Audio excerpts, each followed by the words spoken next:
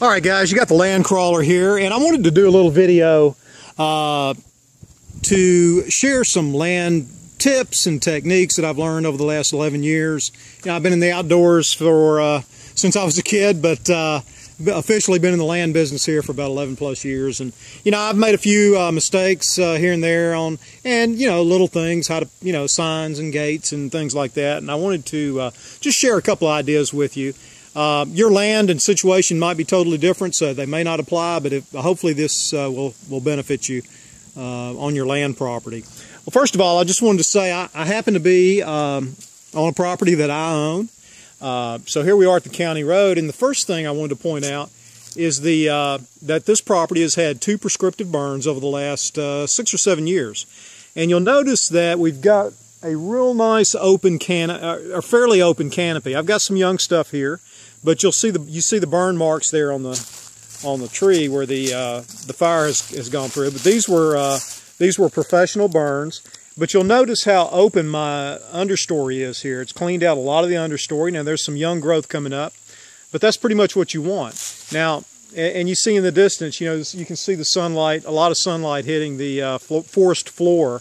And in certain areas, I'm going to show you later, you're going to see some nice grasses coming up, you know, natural grasses coming up. You know, the Native Americans used to burn their hunting grounds a lot because the natural grasses would come up and the game would feed on it.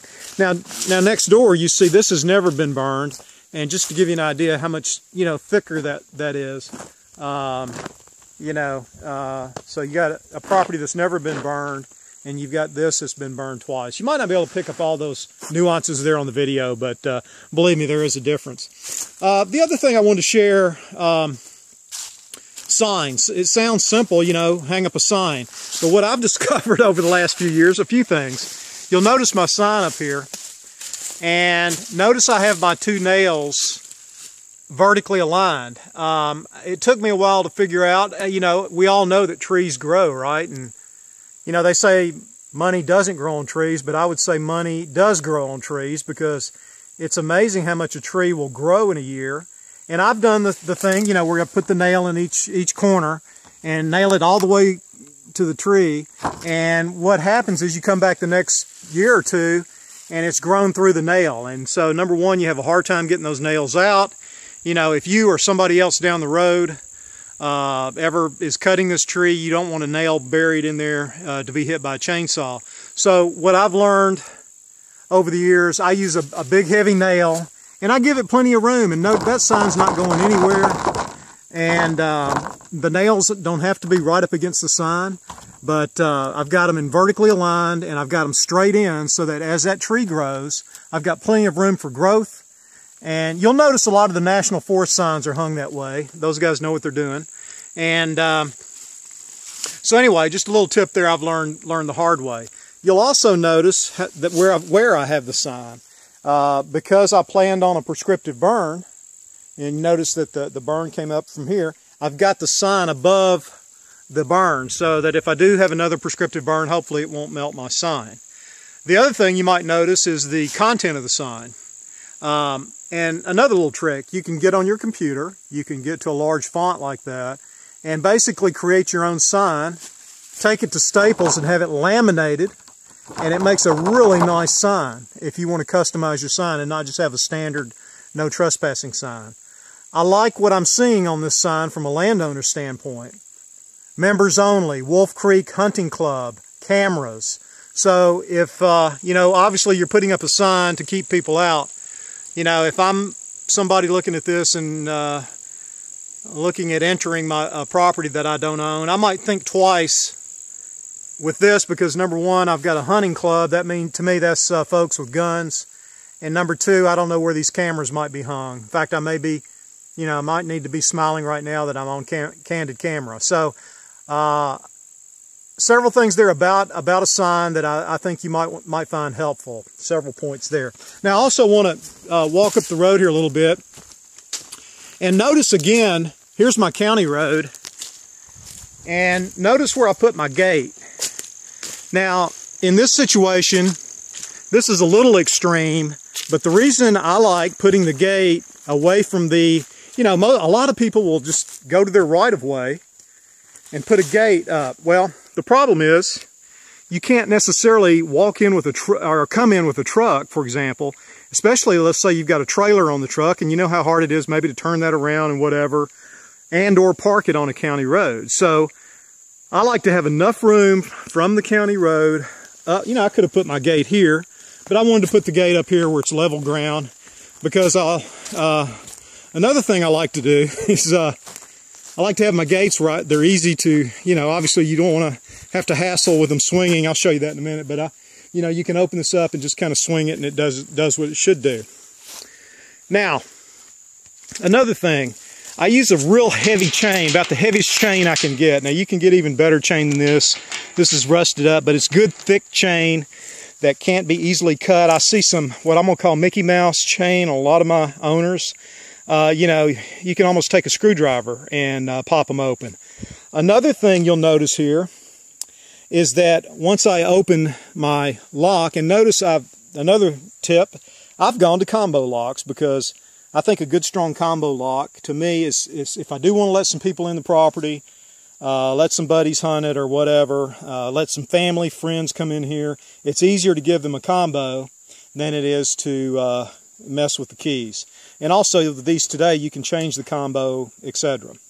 Now we were talking about, I'm going to jump signs earlier. Now of course this post is not going to grow, so I did use the 4 corners on this particular sign on my fence, on my gate post. But another little tip, I put these nails up on each side, and what that does is when I take the chain off and release, I can just let the chain hang, and it hangs in perfect location while I'm out and doing my thing or whatever and want to come back, and then it's just real convenient. So the chain will hang nicely on the post, and I'm ready to hook it back up when I get back. So again, just a couple little tips there. Gate up off the road, so I could pull a large truck in here with a long trailer and be off the county road. Now, if you I've got a lot of trees here on this property, and you know, I just don't worry about people coming in and ATVing around or whatever. But you may have to, you know, run some fencing from the gate post to another fence or something, you know, or back out toward the right of way to block off some of this area. But in this case, I didn't feel the need to do that. All right, guys, another little tip on my combination. You know, with these, what I do is you think about your keypad on your cell phone or your smartphone. You can go look at your keypad, of course. And what I do, instead of just some random number, I think about, and again, if I'm trying to convey this to somebody, it's a lot easier. If you know, because I've got several properties, and if you have multiple properties, this is especially helpful, but of course you can write it down, whatever. But if you could think of a 4-letter word, and I know that sounds dangerous, but you can use a 4-letter word, deer, for example. That's not my combo, but you could use the word deer and then relate that to your keypad. In other words, that would be a certain sequence of numbers on your phone pad. But all you have to remember is that, hey, that lock down on that property is deer. And so anybody could look at a standard smartphone or their cell phone, look at their keypad, and figure out what the numbers would be for that. So again, I use a word thought instead of just random numbers, and it's just easier for me to keep up with. So anyway, once I wanted to show you, once you know, I've got the combo loose, and of course I'd normally take the lock off or whatever, but see the chain hangs nicely there, and so when I get ready to come back, I can just pick that up. Now, I like to do my gates too, and I hope it works the first time here, where I can just swing the gate, and you know, I didn't swing it hard enough that time. So, you know, normally when I come in, I'm going to do it hard this time. So normally I just come in and I, you know, swing the gate. Now, if you do it too hard, of course, it'll back out. But I like having it where, you notice that stops in place. So in other words, when I first set this up, I set it up, you know, to make sure that it would swing and lock in place. And if it doesn't catch, I've got a little something here, you know, to catch it. But again, just a little thing that it lets me get in and out of the property, you know, with a minimum amount of effort. So again, just a couple little tricks for the property. Hey guys, here's another little innovation that I'm trying. Ooh, look at that track in this green field. Nice. That looks like a pretty heavy deer. But we've got a grain field here that we just planted, 2 or 3 weeks ago, so it's still coming up. But one neat thing I'm trying, now this is a trial, but this field here, I'm sure many of you either have or you've looked at property that, the old the fields are overgrown or whatever, and, they need a little TLC or need a little work. Well, you'll notice right here, this is actually a mound of dirt and the old, trees and things that had grown up in this field. So instead of just using the dozer and just pushing them off to the side, which I could have done, we actually made a mound here in the center of the food plot. And this does a couple of things. I love to be on the ground bow hunting, which is tough in these, in the South. But I can actually approach this green field being hidden by this mound if I had deer on the other side. So that's one reason we did this, but it's actually temporary.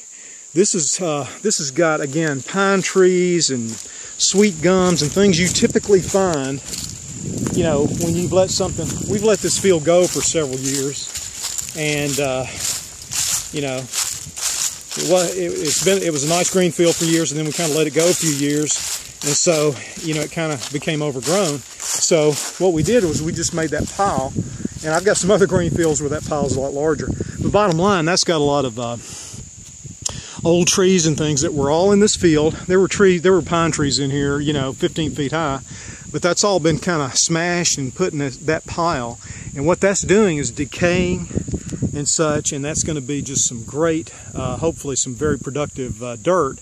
And so what I'll do is on maybe my next planting, I'm going to have, and that's been sitting there for maybe a year and a half, letting that stuff just die out. So when that wood gets good and rotten, and again it's small stuff, so it should rotten pretty quickly, we're going to take the dozer and just spread that out as topsoil all over this food plot. So that's going to be some really, really nice, rich topsoil. So in the future, when you're cleaning out a field, think about, instead of just pushing it all off to the side, make a mound in the middle, let it decay a couple of years or whatever, and then spread it out as topsoil when you're, before the next planting or whatever. So again, this is kind of a new idea that we're trying, and I'll let you know how that goes, but I'm really excited about that. Should be some really productive soil. And again, that's kind of a small mound, but if you can envision a larger field, of course this would be a larger dirt mound with all the trees sort of decaying in there. So we're going to give that a shot, but I think that's going to make some real productive topsoil for us. Now guys, as far as prescriptive burns, this is a really good example here. We got a pretty good burn, especially up at the top of that hardwood ridge up there, and you'll notice that now this property has had 2 prescriptive burns in the last 7 years, and so the first one knocked down a lot of the young stuff, the saplings that you don't want, the non-productive trees. And then I had a lot of stuff laying on the ground, so I had another one done, and it actually, you see that this is fairly open. Now you're going to get more of an open canopy. And notice that greenery up there. I'm getting the burn really happened very well up at the top there, and we got so we're getting some really nice old green grasses, natural green grasses coming up. Now notice on this side of the road, this vinage and all, this has never seen a burn because the road served as a fire break. And you look how thick that is compared to how open that canopy floor is there. And so that's just a really good example how you're going to get the natural grasses underneath. You're going to have a more open canopy. You'll see all that sunshine and sunlight coming through there. And so you're getting these natural grasses coming up. And then this side being a lot thicker, the burn just didn't get over that way. So just a really good example. I'm a big proponent of the natural or the prescriptive burn, if you will. And you see the nice grasses that we've got coming up. The Native Americans used to burn their hunting grounds all the time, and so because what they would get would be these natural grasses up for the wildlife. So again, you see how open this is and how thick that is. Just a real good comparison. Guys, just another example. This is not a super mature area right here. It's nice hardwoods, but it's just not huge hardwoods. But look how nice the canopy is down below because of the prescriptive burn. Again, clears out a lot of the stuff, and it's going to promote growth long term. So just wanted to show you that. Another good example. Another innovative concept. I call it innovative. It's not like it's brain surgery or anything. But another new thing I did this year, this is my camp area. And so what I did, since we were planting food plots anyway, I decided to plant, just so it wouldn't be just raw dirt. And, when it rains, it'll erode and such. So I went ahead and this is my normal camp area. So what I did was I went ahead and just planted the camp. So that way, we can keep this down or whatever, but this just keeps your camp area nice and, keeps the erosion down and green. It's nice to come in here in the winter, and you basically got a little green field here in your camp. I guess theoretically I could sneak in here and, I may have some deer hitting this actually, but anyway, guys, that's just another tip. You may want to just plant your camp area as well, and so you have just a real nice camping area there, planted in nice green.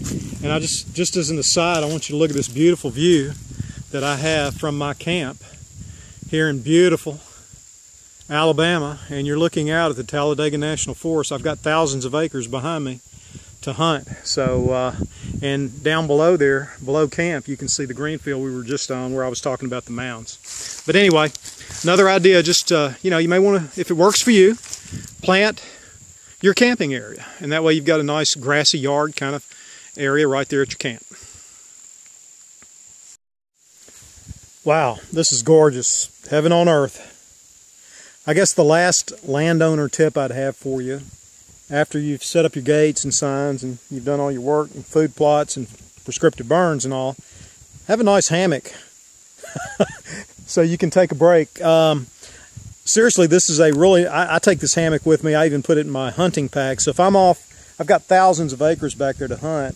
So if I take off in the morning, I put this in my pack, and if I want to take a break, these little Eno hammocks you can get, or any of these little lightweight hammocks you can put in your backpack and take with you. And boy, this is just awesome.